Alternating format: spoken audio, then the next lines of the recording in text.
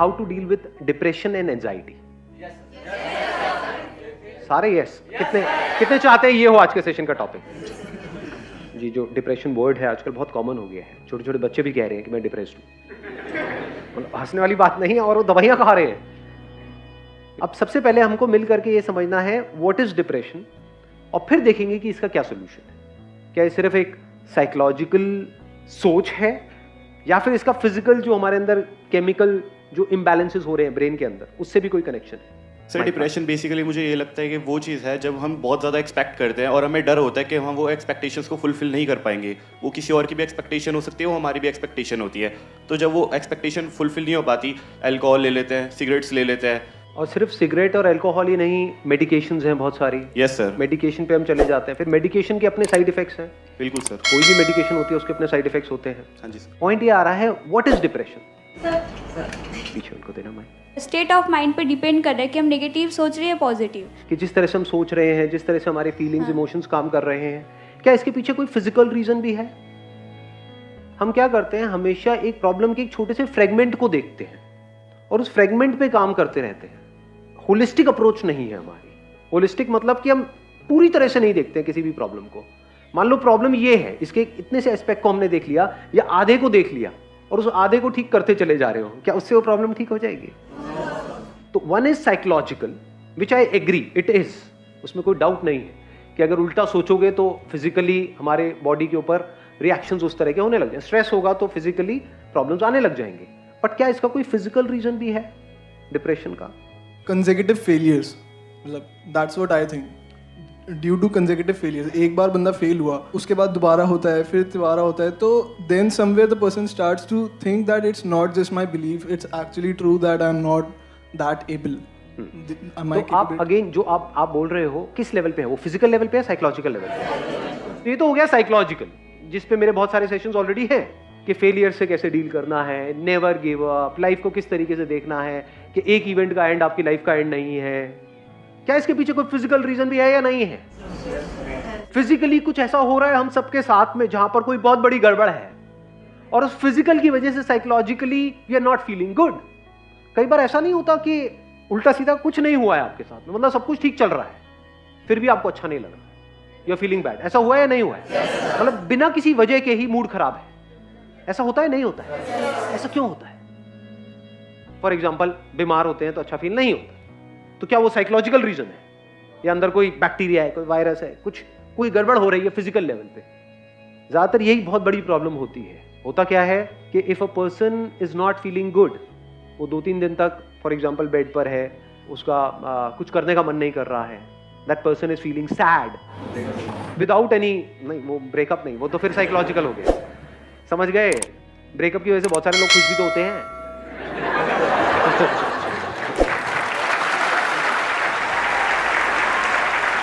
समझ रहे हो ना, ये कैसे एक दूसरे को इंपैक्ट करता है, फिजिकल और साइकोलॉजिकल। इन दोनों को अगर हम समझ पाएं और इन दोनों लेवल्स पे अच्छे से काम करें, तब जाकर के इस प्रॉब्लम का हम एक्चुअल में परमानेंट सॉल्यूशन निकाल पाए। अब इसको ध्यान से समझ लेना, मतलब फिजिकली क्या गड़बड़ होती है, कुछ ऐसे केमिकल्स हैं जो रिलीज होने चाहिए हमारी ब्रेन में, वो नहीं होते हैं, जिसकी वजह से वी स्टार्ट फीलिंग बैड।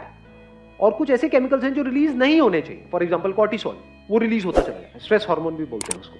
तो ये मेडिकेशन क्या करती है, उसको ब्लॉक करती है, जो रिलीज नहीं होना चाहिए, और जो होना चाहिए उसको आर्टिफिशियली क्रिएट कर देती है, वो रिलीज होने लग जाता है, तो आपको अच्छा फील होने लग जाता है, दवाई लेते एकदम से अच्छा फील होने लग जाता है। बट क्या ये परमानेंट सोल्यूशन है? बीमारी का इलाज करने के 2 तरीके हैं। एक है बीमारी के जो सिम्टम्स है सिर्फ उसका हम इलाज करें, एक है बीमारी की जड़ को काट दें। फॉर एग्जाम्पल गाड़ी में आपके फ्यूल नहीं है और आप साइकोलॉजिकली बड़ा अच्छा सोच रहे हो, मुझे वहां जाना है, ये मेरा गोल है, मैं इतनी स्पीड पे चलाऊंगा, सारा प्लान बना लिया, गाड़ी में फ्यूल ही नहीं, दबाए चले जा रहे रेस। तो रीजन क्या है? फिजिकल है, साइकोलॉजिकल है? फिजिकल है। ऐसे ही बॉडी में अगर हमारे फ्यूल ही नहीं है या फ्यूल में ही मिलावट है, तो रीजन फिजिकल हो गया। मान लो किसी का पेट ब्लॉक है, 4-5 दिन से काम ही नहीं हुआ है, और वो यहां पर बैठे हुए हैं, बैठे होंगे,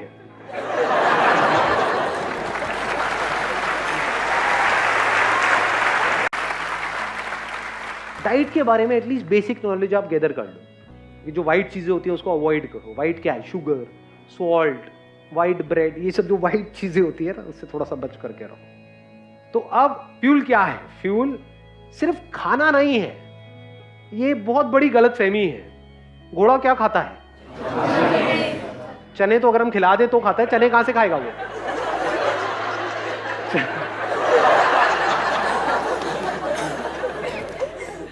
घास खाता है।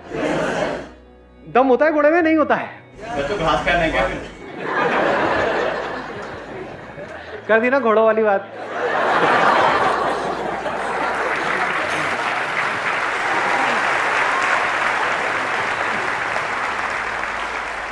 अरे मैं घास खाने के लिए नहीं कह, घास में क्या होता है इतना नहीं पता है? मतलब कोई साइंस बैकग्राउंड से नहीं है? क्लोरोफिल नहीं होता है? क्लोरोफिल मतलब क्या, कहां से बनता है वो? सनलाइट से। तो इनडायरेक्टली क्या घोड़ा सनलाइट नहीं खा रहा है? सनलाइट में एनर्जी है या नहीं है? Vitamin D. अब देख लो ये क्या गड़बड़ हो रही है। सनलाइट मतलब विटामिन डी। सनलाइट का रोल सिर्फ विटामिन डी तक है, या सनलाइट के जो हजारों लाखों फायदे हैं उसमें से एक है विटामिन डी? तो फ्यूल मतलब सिर्फ खाना नहीं, that is just one aspect of fuel.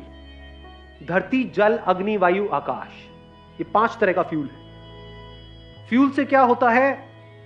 अगर फ्यूल सही जाए हमारी बॉडी में, आपको मेडिसिन की जरूरत नहीं है। If you take the right kind of food for your body, that food is medicine without any side effects. You don't need additional medicine अगर फूड को आप ठीक कर लो तो। Does it make sense? तो पहला क्या आया? धरती। धरती से रिलेटेड क्या आ गया? फ्रूट्स, वेजिटेबल्स, ये वो। दूसरा क्या है? धरती, जल, पानी।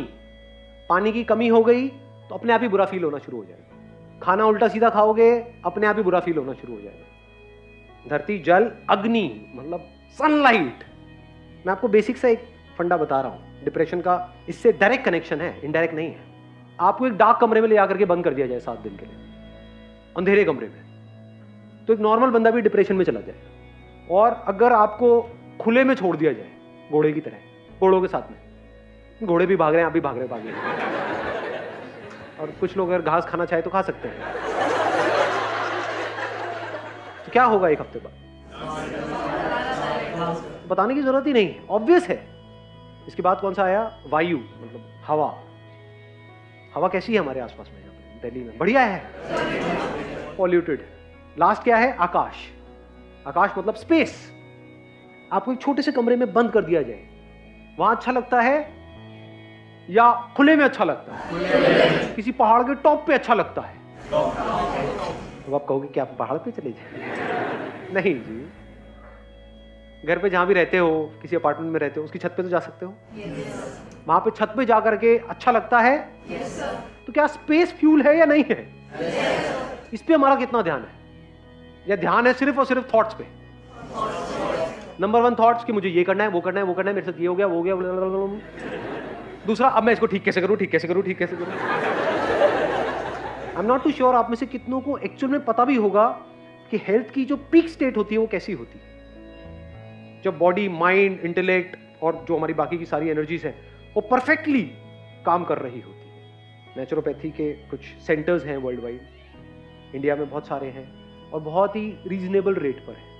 कोई भी दवाई खाने से पहले डिप्रेशन एटलीस्ट 7 दिन के लिए, मिनिमम 7 दिन के लिए, 7 दिन के लिए जाओ जहां पे खाना ढंग का मिले, पानी अच्छा मिले, हवा साफ सुथरी हो, सनलाइट मिले।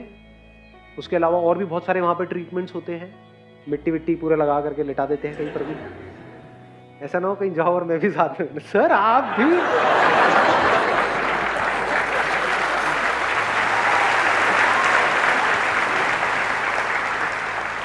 पूरी इतनी लाइफ आपकी आगे पड़ी हुई है, उसके लिए क्या है 10 दिन निकालना बनता है नहीं बनता है? गाड़ी की भी हम सर्विस कराते हैं ना। अपनी कितनी बार आपने एक्चुअल में सर्विस करी है अपनी बॉडी की? करते ही नहीं। इसकी तो कहीं बात ही नहीं होती है। बात क्या होती है? टॉप करो, ये करो, वो करो। इट्स ऑल अबाउट करो करो करो करो करो। तो करके भी इन खच्चरों का कुछ होता नहीं है, और रोने लग जाते हैं तो सर ये तो कर लिया लेकिन, सर लेकिन, सर लेकिन, लेकिन।